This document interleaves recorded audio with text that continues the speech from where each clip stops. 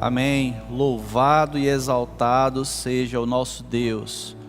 Eu quero saudar a amada igreja com a doce paz do nosso Senhor Jesus Cristo nessa noite.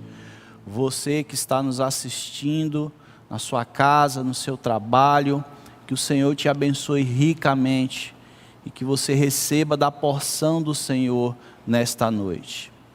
Meus queridos irmãos, eu queria convidar vocês a abrir as suas Bíblias no Salmo 40. Salmo de Davi, Salmo 40.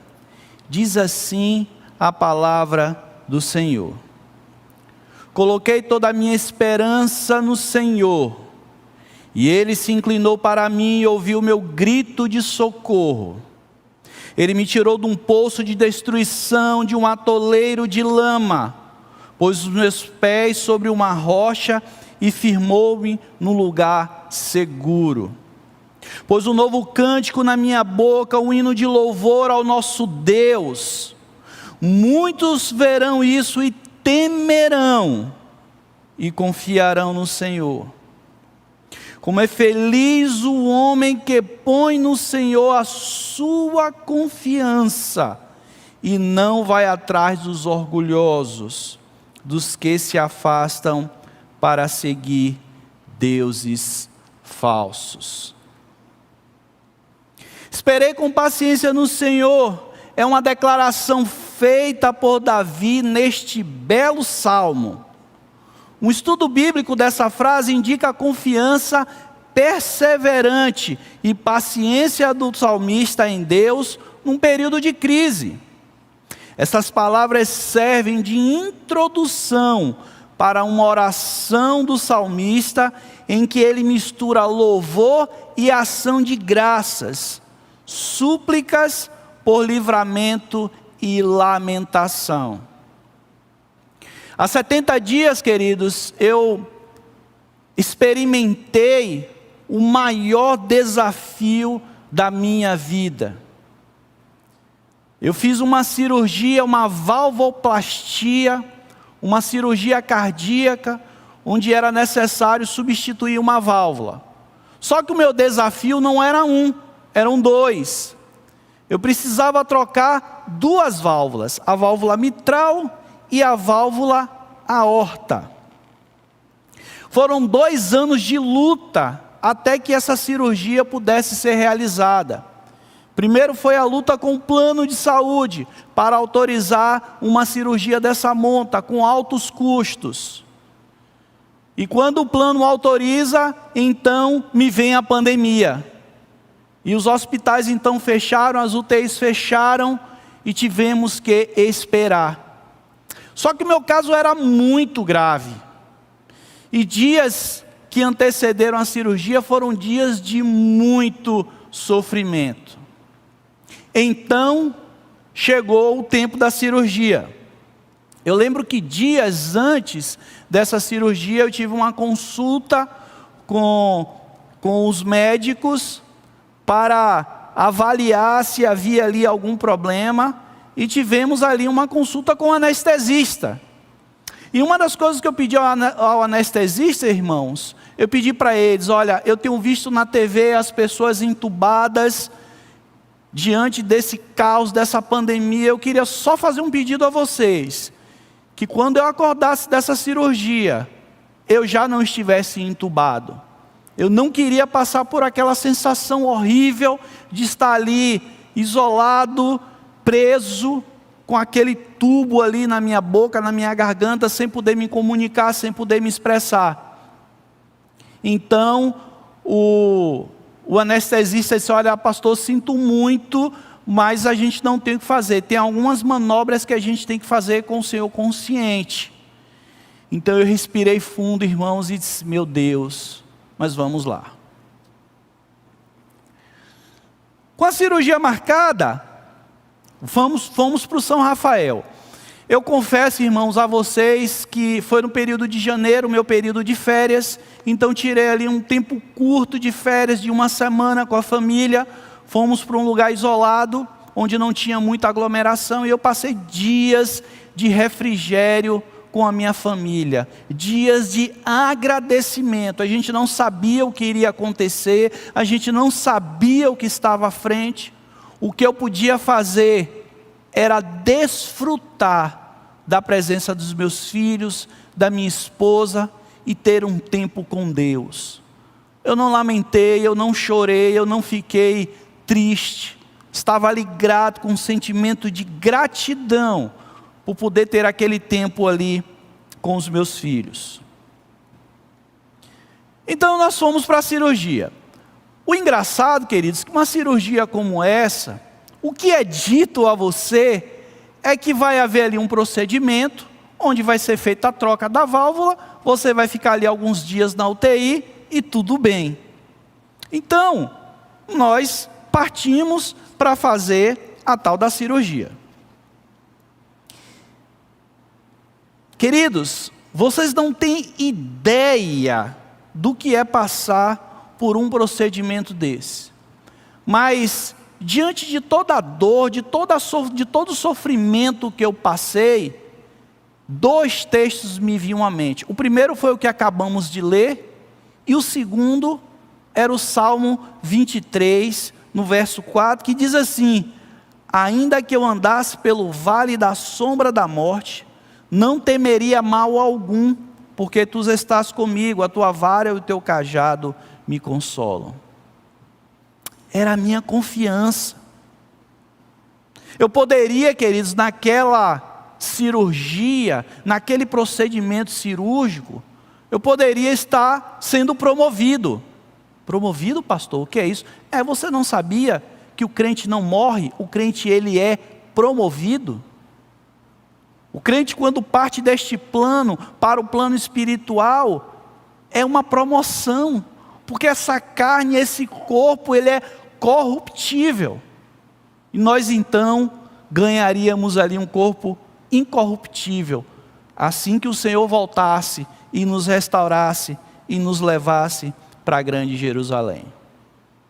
Mas então chegou o dia, 7 horas da manhã, eu subi para o centro cirúrgico, entrei numa grande sala, onde haviam ali vários pacientes deitados, esperando também procedimentos cirúrgicos. No hospital é um andar inteiro com vários centros cirúrgicos. E aí chega todo mundo junto, as equipes vão se arrumando. E eu lembro de estar conversando com 2 outros pacientes que fariam cirurgias menores que a minha, e eles estavam muito aflitos, muito angustiados, muito agoniados. E eu naquele meio ali era a sensação do dia, porque uma cirurgia cardíaca é uma cirurgia de grande porte, então há equipes que são mobilizadas, todo o hospital se mobiliza ali naquele andar para que essa cirurgia aconteça com êxito.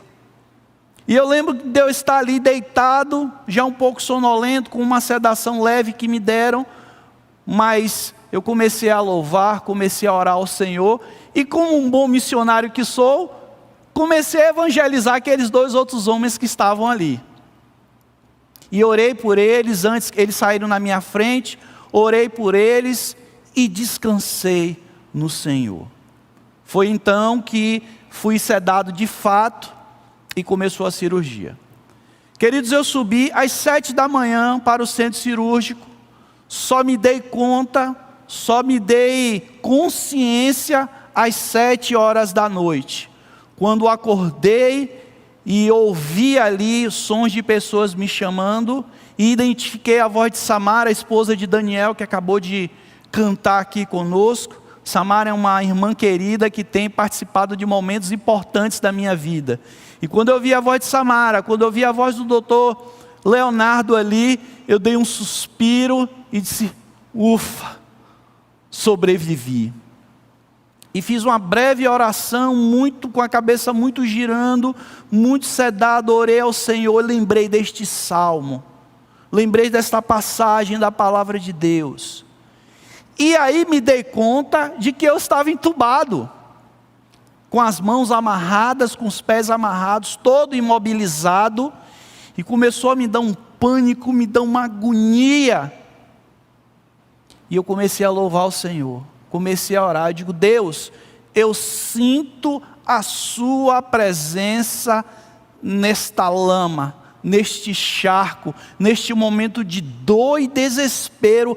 Eu sei que o Senhor está aqui, e eu louvo ao Senhor por estar aqui do meu lado. Foi a partir daí que eu comecei a relaxar, que eu comecei a ficar tranquilo, e aí dormi um pouco mais.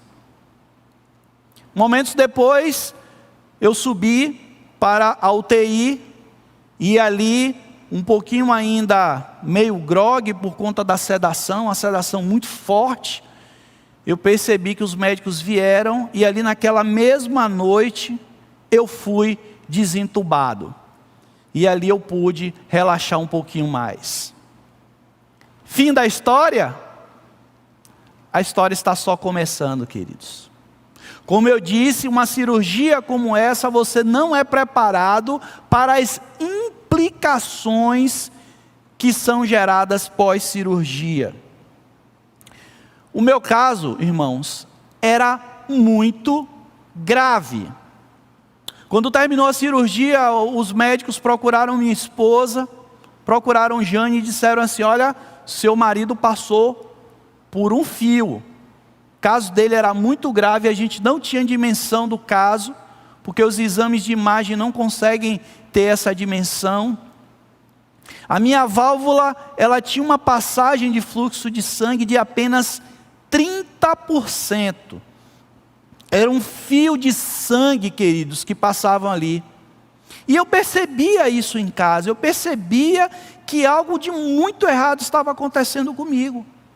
Mas eu confiei no Senhor, eu fiquei ali, pronto para o que der e vier. Eu lembro que um mês antes dessa cirurgia, irmãos, eu não conseguia subir uma escada.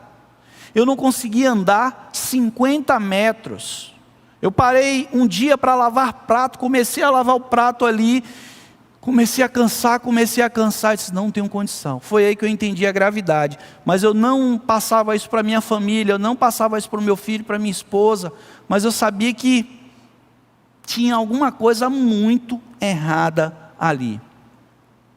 O fato é que quando eu saí de casa, eu me despedi da minha família, dei um abraço muito forte nos meus filhos, nós choramos juntos, nós oramos juntos. Eu deixei tudo preparado, queridos. Deixei número de funerária, deixei número de seguradora, conversei com a igreja, conversei com a diretoria. Eu digo, irmãos, se eu for promovido, por favor, cuidem da minha família. Eu sentia que algo de muito errado estava acontecendo. Mas graças a Deus, o Senhor me livrou do charco. Graças a Deus, o Senhor me livrou do lodo. Só que essa complicação que eu tive, queridos, a válvula ela estava com uma crosta de cálcio muito dura, parecia uma pedra. E o doutor Leonardo disse assim, olha, eu perdi muito tempo para raspar, para tirar aquilo ali. O fato é que a cirurgia durou 1 hora a mais do que deveria durar. E essa 1 hora a mais, que o meu coração ficou parado, porque naquele momento ali eles param seu coração, seu pulmão, colocam numa máquina chamada circulação extracorpórea. A média de uma cirurgia dessa nessa máquina é de 3 horas. Eu fiquei 4 horas e alguns minutos. Isso gerou uma inflamação no meu coração, gerou uma complicação em que meu coração ele só batia com medicação. Uma medicação chamada noradrenalina. E o que eram para ser 2 dias de UTI, passaram para ser 6 dias de UTI. Então meu coração ele só batia à base dessa medicação. Eu lembro que no 3º dia, tiraram a medicação, disseram assim, olha, nós vamos tirar a noradrenalina, para ver como é que você se comporta. No momento que a menina tirou lá, a enfermeira tirou a sedação, desligou a bomba infusora, eu percebi que havia algo errado, e comecei a ficar meio tonto, eu digo, meu Deus, está acontecendo alguma coisa, eu digo, gente, está acontecendo alguma coisa, eu estou passando mal, E eu olhei ali no monitor de UTI, minha pulsação que estava em 97 começou a cair e foi para 47. Jane ficou ali assustada, os médicos começaram a correr e aí voltaram a injetar a noradrenalina e eu fui regularizando. Se os médicos não tivessem sido eficientes ali, eu poderia ter morrido na beira da praia. Eu poderia ter falecido ali depois da cirurgia ter feito com sucesso. Puxa, pastor, que vale? Acabou? Não acabou. A partir daí, o meu intestino parou, a minha bexiga parou, eu comecei a ter várias complicações. Mas você sabe o que é mais interessante, queridos? Que a cada vez que um problema surgia, eu me alegrava no Senhor. Pastor, que loucura é essa? Sim, porque é no sofrimento, é na dor, que nós sentimos a real presença de Deus na nossa vida. Não me venha dizer você que você consegue sentir a presença de Deus quando está tudo no lugar, quando as coisas estão muito felizes, não há nenhum problema grande, nada muito aparente. Você naquele momento você agradece a Deus, você fica grato pela vida. Mas é no vale, é no momento de dor, é no momento de sofrimento, que a real presença do Senhor se faz nas nossas vidas. Então, eu percebia que diante daquela situação, eu deveria, como Paulo diz, me gloriar no Senhor. E naqueles dias que eu fiquei na UTI, quem me conhece sabe, eu sou muito brincalhão, eu gosto de zoar as pessoas, eu gosto de brincar com as pessoas. Então foram dias ali em que eu brinquei muito com as pessoas que estavam ao meu redor, ainda muito fraco, ainda muito necessitando de cuidados. Mas a cada dia, a cada vitória, a cada furo a menos que era tapado ali, eu estava com 12 acesso de tudo que é lado. E o enfermeira chegava, olha, vamos fechar esse acesso que não precisa mais dessa medicação. Vamos fechar esse outro acesso aqui. Era uma vitória. A cada pequeno passo, a cada medicação tirada, a cada procedimento que deixava de ser feito, eu percebia que mais uns dias eu estaria livre de tudo aquilo ali. Fiquei 4 dias restrito ao leito, sem poder me levantar, fazendo tudo deitado naquela cama. Irmãos, que situação difícil e complicada. Mas eu me sentia digno do sofrimento, porque no sofrimento nós nos tornamos pessoas melhores. É no sofrimento que nós olhamos mais para o céu. É no sofrimento que entendemos o real propósito de Deus na nossa vida e o real propósito do sofrimento. O Senhor me libertou, me livrou da morte física. Era iminente algo de muito sério acontecer ali. Mas tanto eu quanto a minha família, nós estávamos preparados.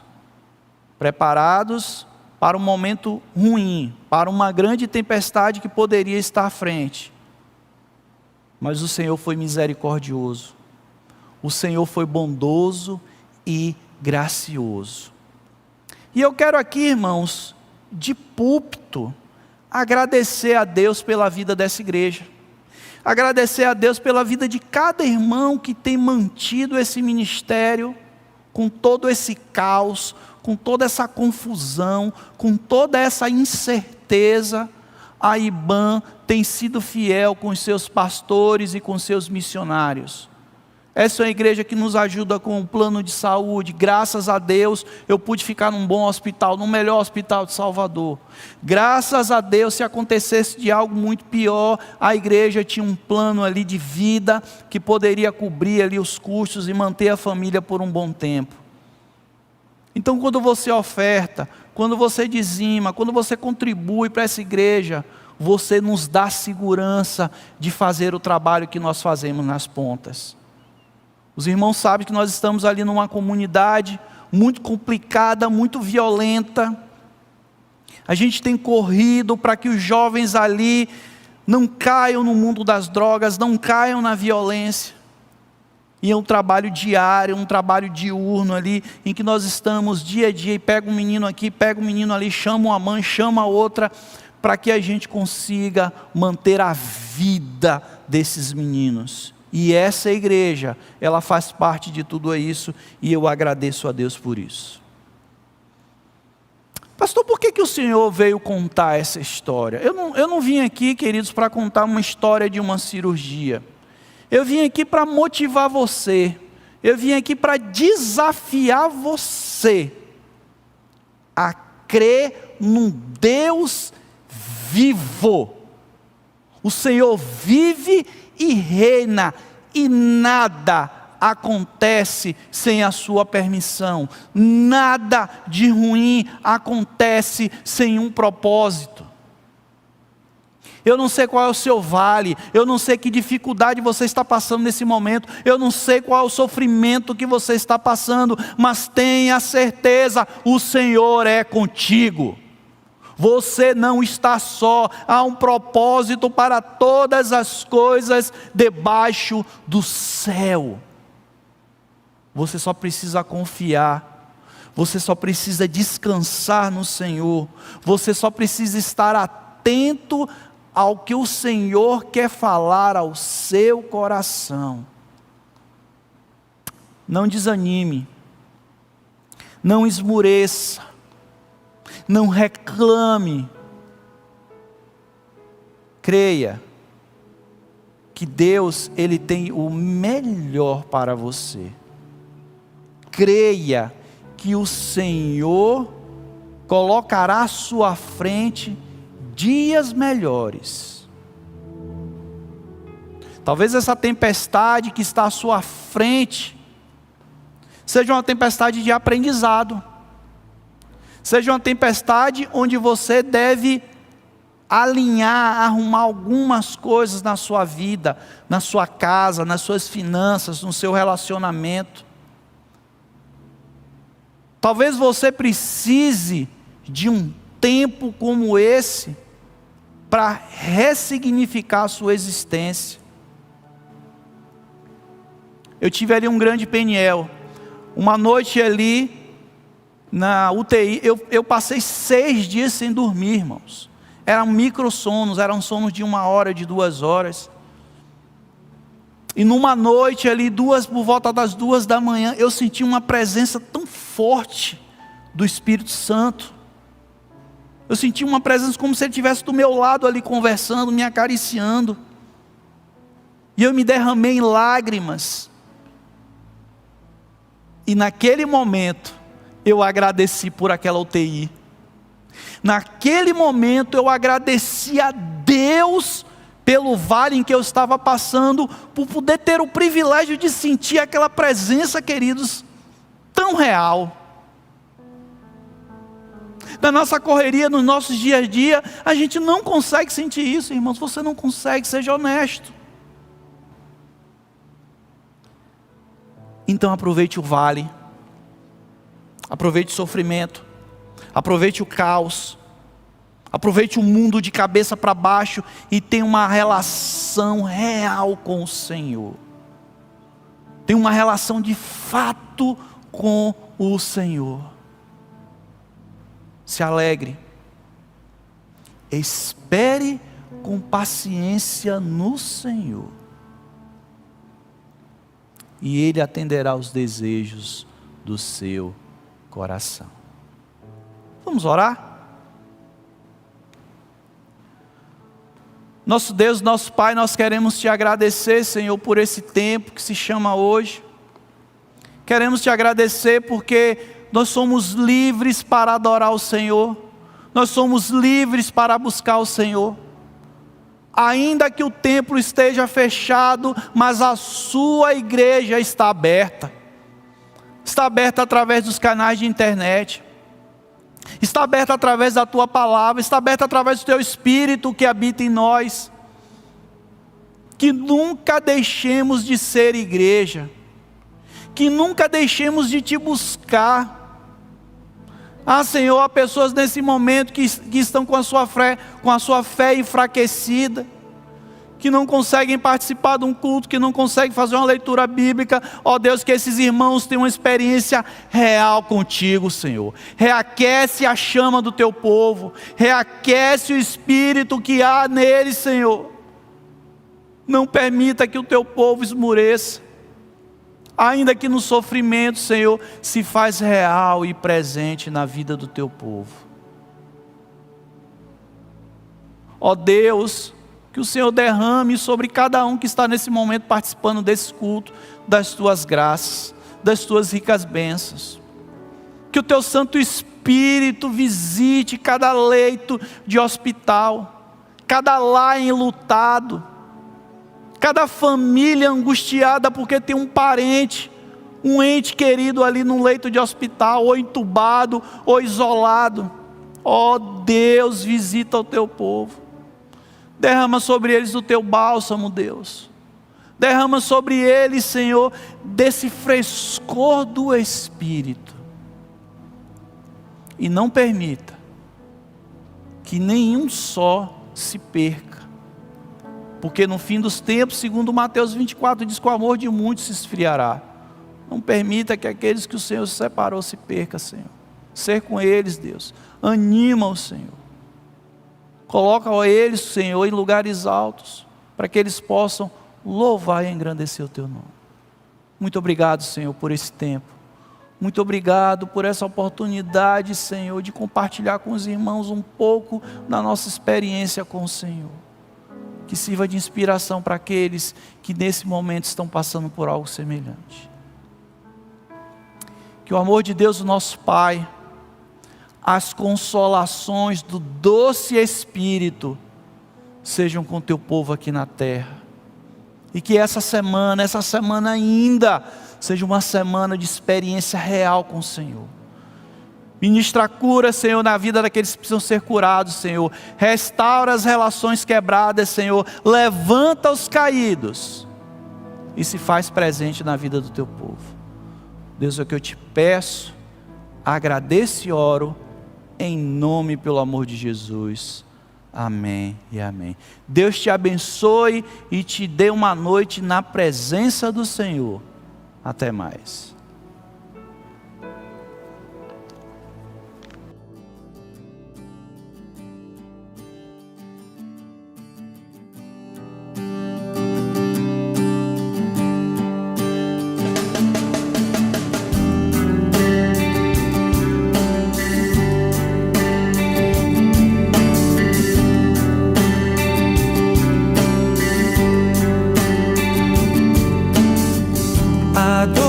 Adoramos a Jesus,